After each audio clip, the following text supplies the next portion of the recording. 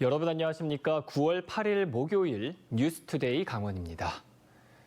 강원도의원 의정비를 결정하는 심의가 시작됐습니다. 도의원들은 인상이 필요하다는 입장은 반면 시민단체들은 경기 침체와 고물가로 도민들이 고통을 받는 마당에 과도한 의정비 인상은 용납할 수 없다는 입장을 보이고 있습니다. 강화길 기자가 취재했습니다.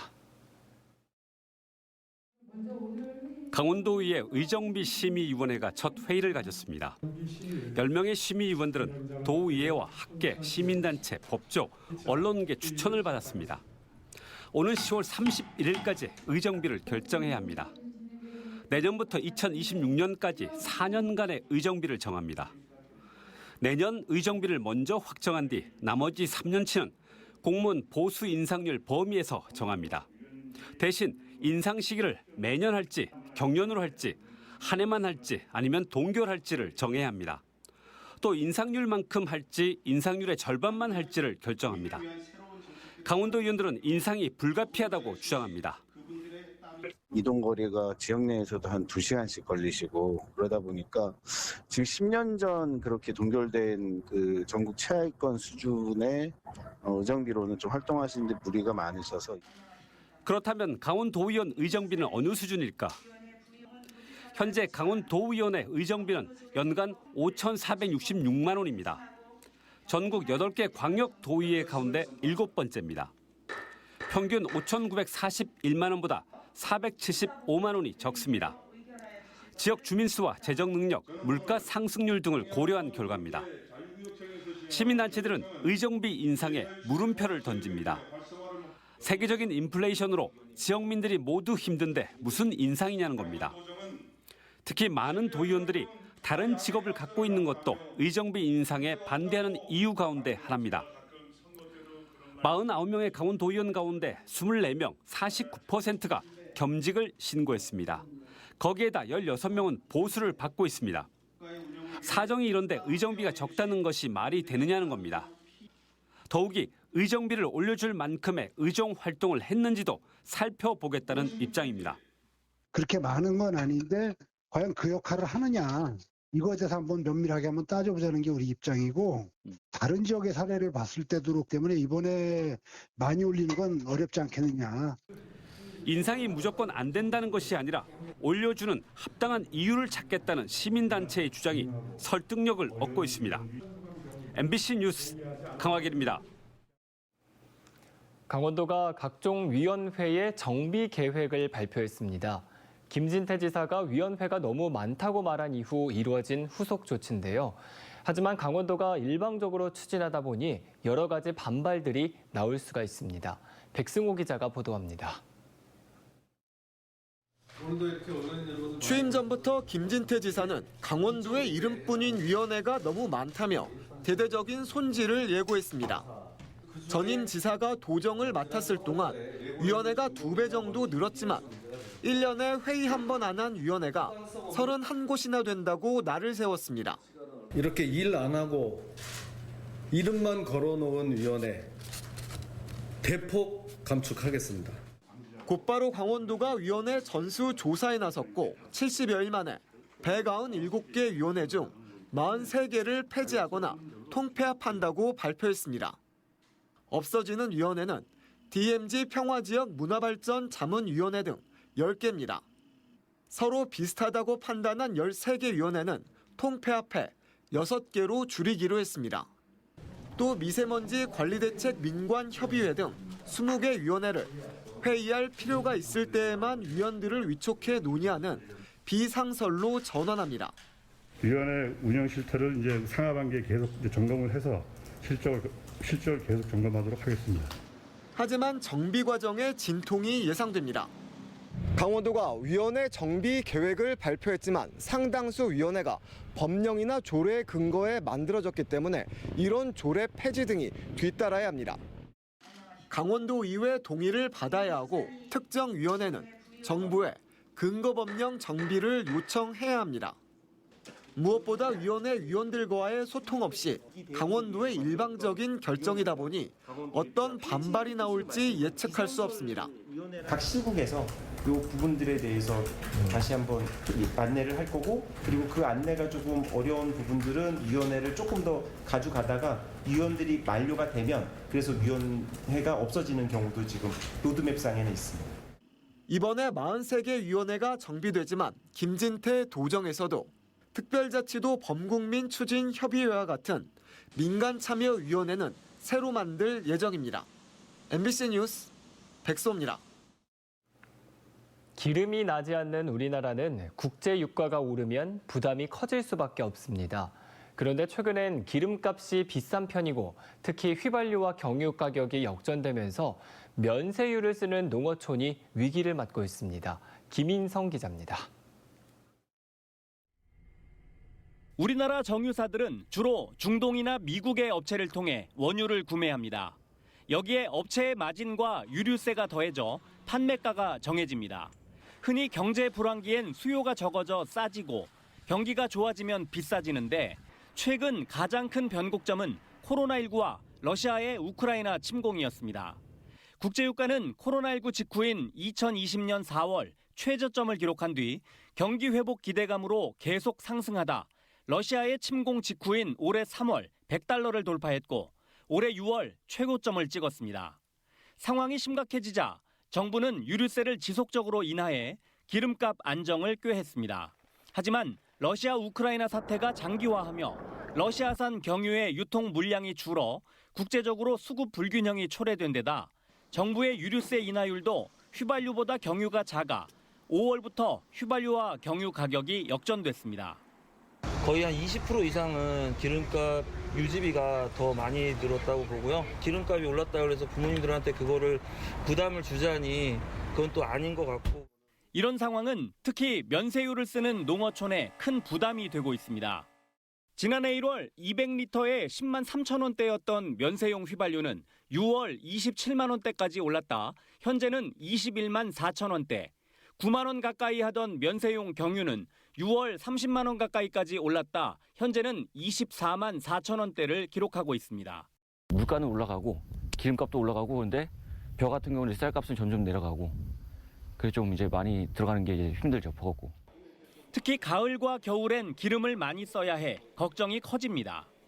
가을 되면 이제 봄철보단 더 기름을 더 많이 써야 되니까 뭐 추수하는데 벼 건조하는데 기름이 많이 들어가니까 아무래도 더 걱정이 더 많이 되죠.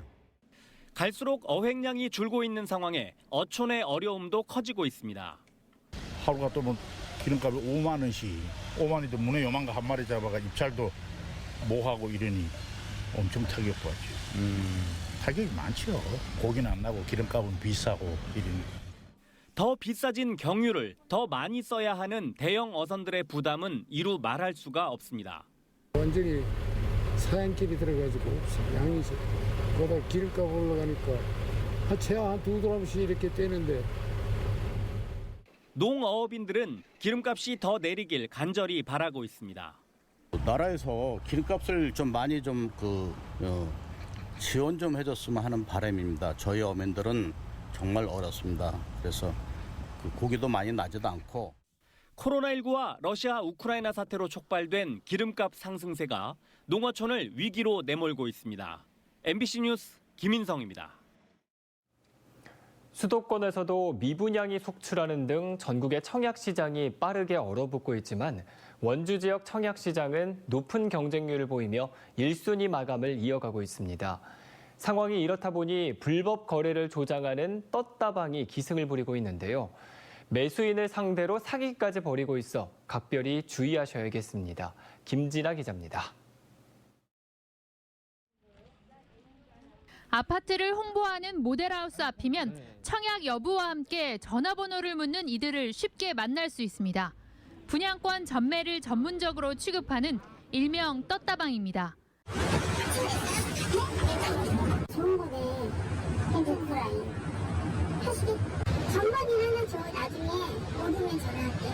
최근 원주 지역의 아파트 청약 시장이 과열되면서 떴다방들이 기승을 부리고 있습니다. 자신들이 확보한 청약 당첨자 정보로 지역 부동산을 통해 매수자를 찾아 거래하는 불법 중개는 기본이고 매도자가 내놓은 웃돈보다 500만 원에서 1,000만 원까지 가격을 높여놓고 그 차액을 수수료로 챙겨가고 있습니다. 심지어 물건이 없으면서 있는 척 사기를 치기도 합니다. 부동산의 손님인 척 분양권을 사겠다며 계약금을 걸고 당첨자 신분증과 전화번호, 계좌번호를 받은 뒤 본인이 당첨자인 척 다른 부동산에 전화해 다운계약서 조건으로만 팔겠다며 차명계좌로 계약금을 받는 수법입니다. 지역 부동산 관련 카페에는 10여 명이 계약금을 500만 원씩 보냈다는 피해 사례가 올라왔는데 다운계약 자체가 불법이라 신고도 못합니다. 77%에 달하는 분양권 양도소득세를 피하기 위해 거래 가격을 낮춰 신고하는 이른바 다운계약서를 쓰다 보니 차명계좌로 인한 피해가 이어지고 있는 겁니다. 불법 중개업자이거나 등록이 되지 않은 그런 사람들이 불법 중개를 하는 부분이기 때문에 본인들이 책임을 질 일이 없습니다. 그렇기 때문에 과도한 수수료를 요구한다거나 분양권을 사고 파는 시민과 공동중개에 나선 공인중개사까지 떴다방 피해가 이어지고 있지만 단속을 피해 암암리에 계약이 이루어지다 보니 적발 사례는 전무합니다. 아파트 분양계약 정보만 넘겨도 부동산 중개업소가 현금 30만 원의 축하금을 줄 정도로 과열된 분양권 시장. 떴다방에 대한 강한 사법 처리도 뒤따라야겠지만 사기 피해를 당하지 않기 위해선 당첨 상태가 아니라 본 계약까지 마쳤는지 확인하고 계약자 본인 명의 계좌로 거래해야 합니다. MBC 뉴스 김진아입니다. 허영 국회의원이 선거 비용 먹튀를 막기 위해 선거 보전금 환수 실효성을 높일 선거법 개정을 여야가 신속하게 추진하자고 제안했습니다.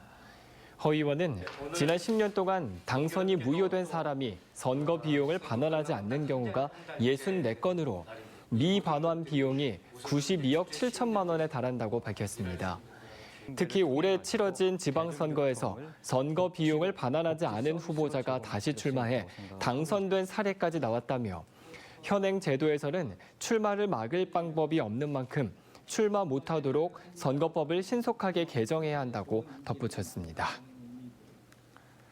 강원도의 자살률이 전국에서 세 번째로 높은 것으로 나타났습니다.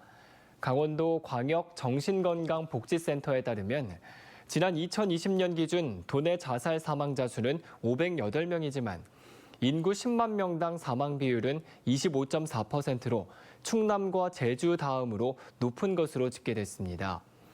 연령별로는 40세에서 64세가 243명으로 가장 많았고 65세 이상이 173명, 20세에서 39세가 80명, 20세 미만은 13명인 것으로 나타났습니다.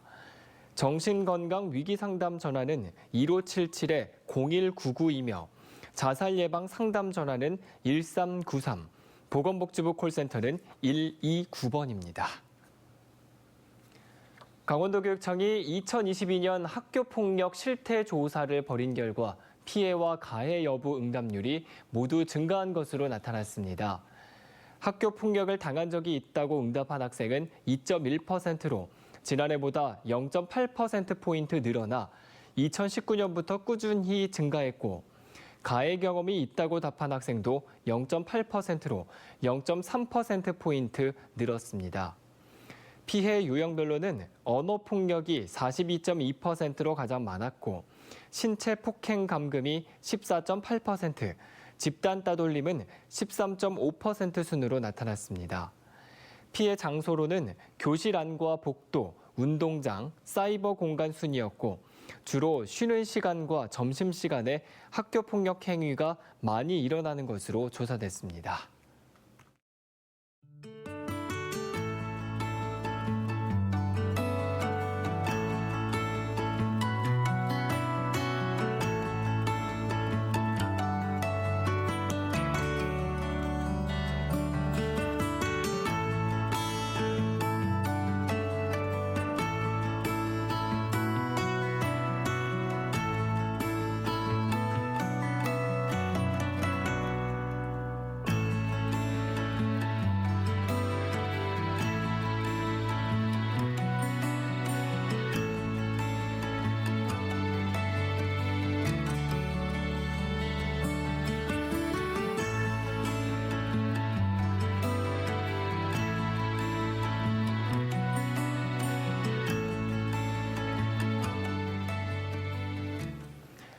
올여름 강원도는 예년보다 무더운 날씨 속에 열대야가 잦았고 장마철 이후에 비가 집중됐습니다. 강원지방기상청이 발표한 도내 여름철 기후 특성 자료에 따르면 지난 6월부터 8월까지 강원도의 평균 기온은 23.3도로 평년보다 0.8도 높았고 6월 하순과 7월 상순의 평균 기온은 각각 24.9도와 26.2도로 역대 가장 높았습니다. 평균 열대야 일수는 7.81로 역대 두 번째로 많았습니다. 장마철 평균 누적 강수량은 409.5mm로 평년과는 비슷했지만 장마철 이후부터 8월까지의 평균 누적 강수량은 441.3mm로 비가 많이 내린 것으로 나타났습니다. 어제 실시 예정이었던 고등학교 2학년의 국가 수준 학업 성취도 평가가 서버의 오류로 취소됐습니다. 교육부와 한국교육과정평가원은 고2 학생의 3%에 해당하는 1,300여 명을 대상으로 컴퓨터 기반 학업 성취도 평가를 실시하려 했지만 접속 문제를 일으켜 취소됐다고 밝혔습니다. 전국 교직원 노동조합 강원지부는 준비도 안 된 평가를 밀어붙이려다 교육 현장에 혼란만 야기했다고 비판 성명을 냈습니다. 식품의약품안전처가 추석 성수식품 안전관리를 점검한 결과 도내 업체 2곳을 비롯해 60여 곳이 적발됐습니다. 식약처는 전국의 추석 성수식품 제조와 판매업체 6,797곳에서 지자체와 합동 단속을 벌인 결과 건강진단 미실시 22곳, 위생적 취급 기준 위반 8곳 등 67곳을 적발했다고 밝혔습니다. 이 가운데 도내에서는 춘천과 원주 업체 2곳이 적발됐고 위반 유형은 건강진단 미실시 등이었습니다. 추석 연휴 기간 춘천 선별진료소 운영 시간이 3시간 연장됩니다. 춘천시는 연휴가 시작되는 9일부터 12일까지 선별진료소를 오전 9시부터 오후 3시까지 운영합니다. 선별진료소 검사 대상은 PCR 우선순위 대상자로 증빙 자료를 갖고 가야 합니다.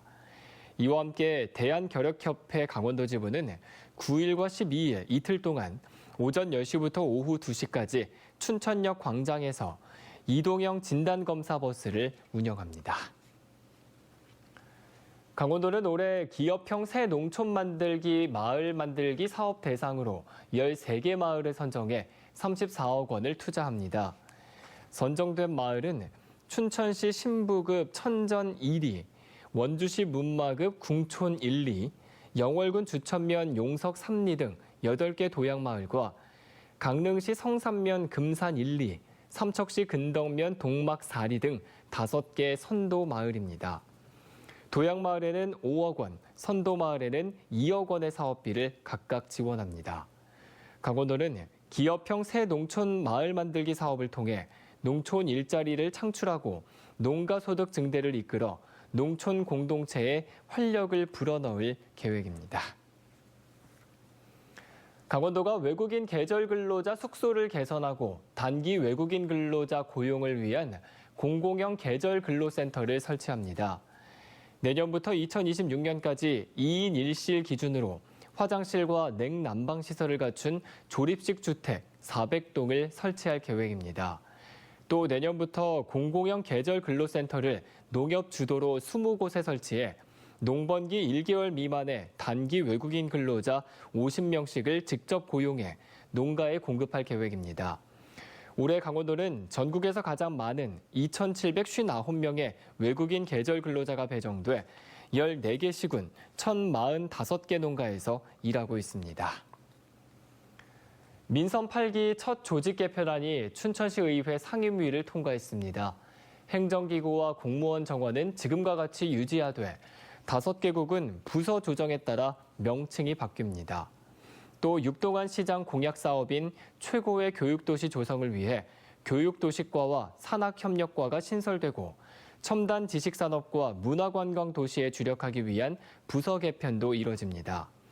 춘천시는 의회 본회의를 최종 통과하면 이달 말 후속 인사를 단행할 예정입니다.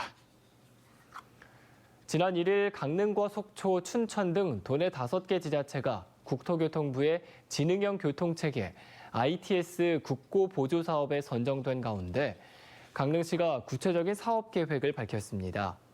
3년 연속 ITS 국고 보조 사업에 선정된 강릉시는 이번 사업까지 포함해 모두 450억 원의 국비를 확보하게 됐다며 실시간 교통 상황 분석과 스마트 횡단보도 시스템 구축 등의 사업을 추진할 계획이라고 밝혔습니다. 이상으로 뉴스투데이 강원을 마칩니다. 함께해 주신 여러분 고맙습니다.